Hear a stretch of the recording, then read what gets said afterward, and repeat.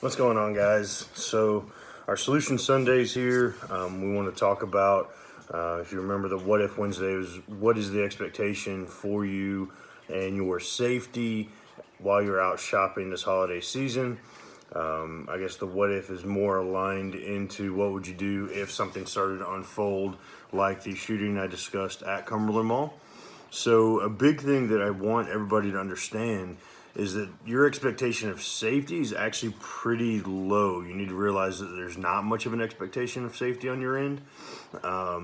With a mall and in that setting, really any shopping center, in particular store you're in, or a mall where it's all enclosed, there's really not much that the location's doing in order to maintain safety. And in the Cumberland Mall incident, if you look at it, there's always been a heavy influx of gang, quote unquote, we'll say, gang activity, gang members going through that mall, just given the area it's in.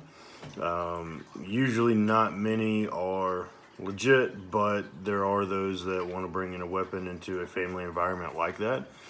So you need to realize those places their goal is to be open, warm, welcoming, not necessarily safe and secure.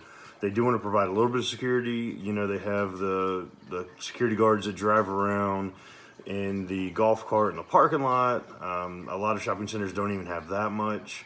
And they're unarmed, mostly untrained. You know, I've been through their training when I was a manager in corporate security.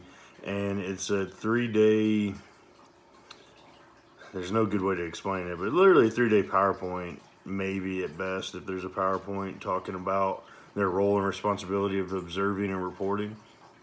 So that you have these security guards. If anybody ever saw Paul Blart, Mall Cop, you'll understand pretty much what the expectation is for your safety in that regard. Paul Blart was a superstar compared to most of what you're going to run into in retail security like that. So just know going in that you're not going to have a level of security present that's going to keep you and your family safe. So there's no weapon screening, which is going to be a huge thing. I think moving forward in the next 5 to 10 years, you're going to see a lot more weapon screening where you might have metal detectors at every entrance, exit, so on and so forth. I could very easily see that becoming a thing, but it's very expensive. Those things are not cheap, and to put that many, say it like Cumberland Mall, where there's dozens of entrances and exits, you know, it wouldn't be a very cheap thing for them to, or affordable thing for them to do.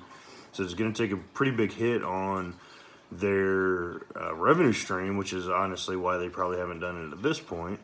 So you need to keep an eye on that. You know, there's never going to be a good weapon screening until something more happens. I think one shooting at Cumberland Mall is not going to be the trigger that gets Cumberland Mall to put in more than what they already have. I can't imagine. I haven't seen any upgrades, or I haven't seen any PR release talking about, you know, them taking extra steps, which is kind of unsettling for shoppers because there's still going to be shoppers in that mall.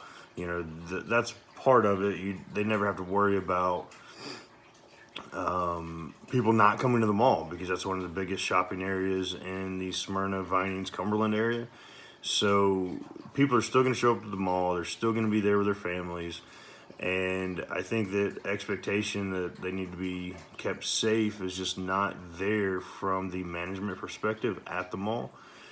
You do have a couple off-duty police officers here and there, and that's really close to several jurisdictions. A lot of them border right there at Cumberland Mall. So you're going to have a heavy police response. And if you saw the news release, there were dozens of cops that showed up because I think it came out more of an active shooter situation, not as a one-off somebody got shot situation. So you're definitely going to have some decent police response. That's not going to save you in that moment. You know, there's still going to be a 60, 90 second delay before the first cop shows up. Probably a little bit longer if we're being honest, but we'll be generous and say they get there in the first couple minutes. You know, as we've talked about in the school shootings, there's somebody dies like every 8 seconds in an active shooter situation. So if it does turn into an active shooter situation, every 8 seconds somebody's likely to die. And a lot of the schools we've talked about, that's actually a lot shorter time span because everybody's in a more central location. And at a mall, you have to think about, it's wall to wall people, pretty much standing room only. So it's definitely going to be an issue where if somebody starts pulling the trigger, it's going to have a lot of victims very, very quickly. So keep that in mind when you're out in the shopping environment this holiday season. The biggest recommendation is awareness.